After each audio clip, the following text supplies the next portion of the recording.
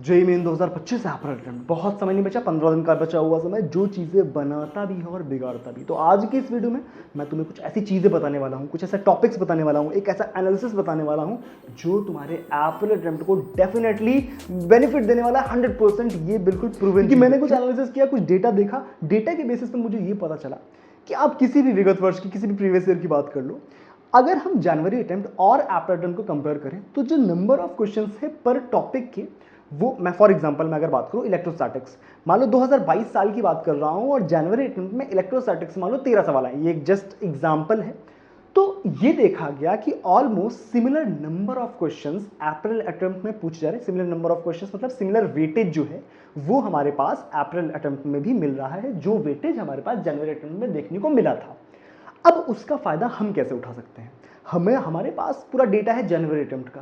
अब जनवरी अटेम्प्ट के डेटा के बेसिस पे हम ये देखने वाले हैं कि यार 2025 में अप्रैल अटेम्प्ट में कौन से ऐसे चैप्टर्स हैं जो हमारे लिए बहुत बहुत ज़्यादा हाई वेटेज होने वाले हैं, और हम कहीं ना कहीं उन चैप्टर्स को एकदम बढ़िया कमांड दे सकते हैं। हमारे पास मौका है 15 दिन का भी। तो स्पेसिफिकली फिजिक्स की बात करने वाला हूं आज के इस वीडियो में। तो फटाफट से एक बार मैं टॉपिक्स के नाम आपको बताना शुरू। ये कुछ ऐसे चैप्टर्स हैं जो हमारे पास जनवरी अटेम्प्ट में सबसे ज्यादा हाई वेटेज रहे। फॉर एग्जाम्पल मैं अगर री ऑप्टिक्स की बात करूं तो यहां से 22 सवाल पूछे गए हैं 10 शिफ्ट में। तो बची हुई जो 9 शिफ्ट है अप्रैल अटेम्प्ट में 9 शिफ्ट होनी, जैसा कि आपको पता होगा, तो उसमें भी लगभग हम 20 का सवाल आसपास एक्सपेक्ट कर सकते हैं। Similar kind of questions modern physics 19 सवाल, समझ लो, जो कि एक्सपेक्टेड भी रहता है। मॉडर्न फिजिक्स से अच्छा वेटेज एक्सपेक्टेड रहता है। री ऑप्टिक्स चाहे वो इलेक्ट्रोस्टैटिक्स हो, इलेक्ट्रोस्टैटिक्स से 17 सवाल पूछे गए। केटी जैन थर्मोडायनेमिक्स 15 सवाल, उसके साथ साथ मूविंग चार्जेस यानी मैग्नेटिज्म से जो फर्स्ट वाला चैप्टर हमारे पास टॉपिक होता है इसमें, उसमें से 14 सवाल पूछ लिए गए। साथ ही साथ फ्लूइड से हमारे पास 14 सवाल पूछ लिए गए। यूनिट डायमेंशन से 14 सवाल। अभी मैं बताऊंगा कि ये सिर्फ लिस्ट आपको देखना नहीं, मैं कुछ आपको चीजें बताऊंगा जो आपके लिए बहुत जरूरी है सुनना, कि किस टाइप से हमें इस चैप्टर को प्रिपेयर करना है। साथ ही साथ रोटेशन से, अब रोटेशन तो सारी चीजों का लंबेनुमा होता है, चाहे सारे चैप्टर्स का पूरी मैकेनिक्स का सार होता है, वहां से 13 सवाल पूछे गए। इसके साथ में वर्क पर एनर्जी और सर्कुलर मोशन से 12 सवाल,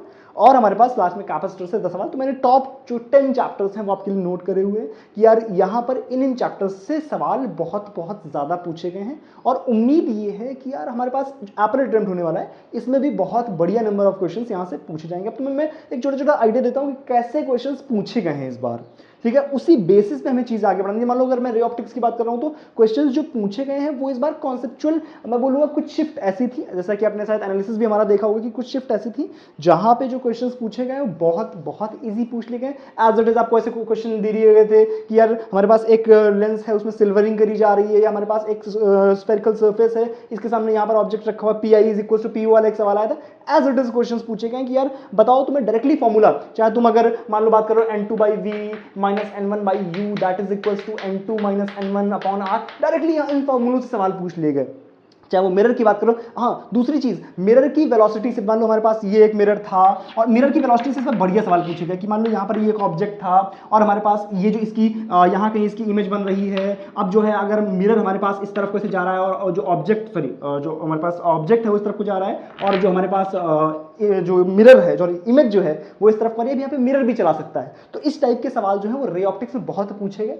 साथ ही साथ मॉडर्न फिजिक्स में पैटर्न बहुत सेट था। मॉडर्न फिजिक्स से जो सवाल पूछे गए वो हमारे पास बहुत फाइनाइट थे कि यार हमारे पास जो फोटो इलेक्ट्रिक इफेक्ट है या एटम्स एंड न्यूक्लियाई, उसमें सिमिलर काइंड ऑफ क्वेश्चंस कि यार हमारे पास अगर ये प्लेट है, यहाँ पर लाइट गिर रही है, अब यहाँ से फोटोन निकल रहे हैं, तो वही वाले सवाल यहाँ पर एज इट इज पूछे गए। तुम्हें इसकी वेवलेंथ दे दी गई या फ्रीक्वेंसी दे दी गई, एनर्जी में फोटोन की पता है, वेव फंक्शन पता है, सॉरी वर्क फंक्शन पता है, हमसे डायरेक्टली जो फोटोन निकल रहा है, जो इलेक्ट्रॉन निकल रहा है, उसकी काइनेटिक एनर्जी पूछ ली गई। तो एज इट इज सवाल हमारे पास मॉडर्न फिजिक्स से भी पूछे गए। इलेक्ट्रोस्टैटिक्स में इस बार क्वेश्चन जो थे, मैं ये पैटर्न जो है मैंने हर चैप्टर में इस बार देखा है जनवरी अटेम्प्ट में, कि या तो क्वेश्चन बहुत इजी आया है या क्वेश्चन बढ़िया कॉन्सेप्चुअल आया है। जैसे अभी तक हमारे पास सवाल पूछा जाता था, मैंने इस बार बढ़िया सवाल ही देखा कि यार हमारे पास एक ये स्क्वायर प्लेट रखी हुई है, स्क्वायर प्लेट के ऊपर ए डिस्टेंस पे हमारे पास एक चार्ज रखा हुआ है, और बताया जाता था कि बताओ स्क्वायर प्लेट से कितना चार्ज इस बार पास होता है। लेकिन ऐसा सवाल पूछा क्या गया कि वहां पर उसने 1 या कुछ, तो उसने 3/8 पोर्शन को कवर नहीं किया था, उसने 5/8 पोर्शन को कवर कर दिया था इस तरह से, और बोला था बताओ इस पोर्शन से कितना फ्लक्स पास हो रहा होगा। तो उसने सोचने पे थोड़ा सा मजबूर किया कि यार कैसा यहां पर बात हो सकती है, और कहीं काफी हद तक प्रेडिक्टेबल क्वेश्चंस थे। हालांकि उसमें इंप्रोवाइज ऑब्वियसली जेईई थोड़ा बहुत इंप्रोवाइज करता रहता है। जैसे मान लो मैंने तुम्हें बताया भी था कि यार हमारे पास अगर ये पेंडुलम है, या मान लो हमारे पास एक चार्ज है इस तरह से रखा हुआ है और वो ऑसिलेट कर रहा है इस तरह से ऑसिलेट कर रहा है, ठीक। अगर वो ऑसिलेट कर रहा है चार्ज तो उसका टाइम पीरियड, वो सवाल आए, एज इट इज सवाल आए। तो पेपर प्रेडिक्टेबल भी था, बट दिक्कत ये थी कुछ शिफ्ट में बच्चों ने जो एक्सपेक्टेशंस थी वो बहुत लो सेट करी हुई थी कि पेपर का लेवल लो रहेगा, इस वजह से बच्चों को दिक्कतें आई। तो इस बार एप्पल अटेम्प्ट में हमें कुछ चीज़ें जो याद रखनी है वो ये है कि फर्स्ट ऑफ ऑल हमें टॉपिक्स एक बार क्लियर होने चाहिए कि कहाँ से टॉपिक्स बहुत ज़्यादा क्वेश्चंस पूछे जा रहे हैं, बट हमें डिपेंडेंट नहीं होना है चैप्टर इन टॉपिक्स पे। ऐसा नहीं कि हम सिर्फ यही चैप्टर्स करके जा रहे हैं, ये चैप्टर्स हाई वेटेज थे, इसका मतलब ये नहीं है कि बाकी चैप्टर्स को इग्नोर कर देंगे, वहाँ से भी सवाल पूछे गए हैं, इससे ज़्यादा पूछे गए, इस वजह से मैंने आपको इन चैप्टर्स की लिस्ट बताई है।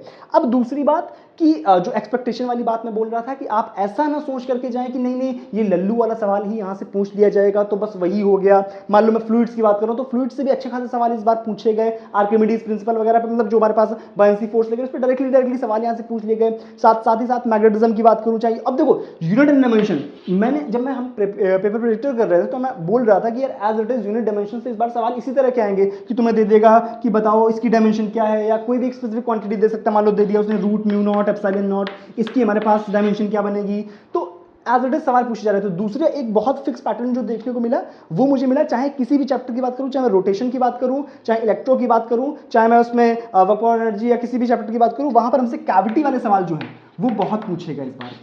कैविटी पे उसने बहुत फोकस कराया और ये मैंने पेपर प्रेडिक्टर में भी आपको बहुत ढंग से बताया था कैविटी पे किस किस तरीके के सवाल जो है पूछे जा रहे हैं। कि हमारे पास एक इस तरह से डिस्क है, उसमें हमारे पास मान लो इसकी रेडियस जो है दैट इज आर, और यहाँ पर हम r/2 रेडियस की एक कैविटी काट देते हैं, तो बताओ इसके साथ में कितना यहाँ पर हमारे पास इसका मोमेंट ऑफ इनर्शिया क्या होगा, इसकी वजह से इलेक्ट्रिक, अगर इस पर चार्ज डाल दें तो इसकी वजह से इलेक्ट्रिक फील्ड क्या होगा, इसका सेंटर ऑफ मास कहाँ पर होगा। तो ऐसे सवाल इस बार भी बहुत पूछे गए हैं।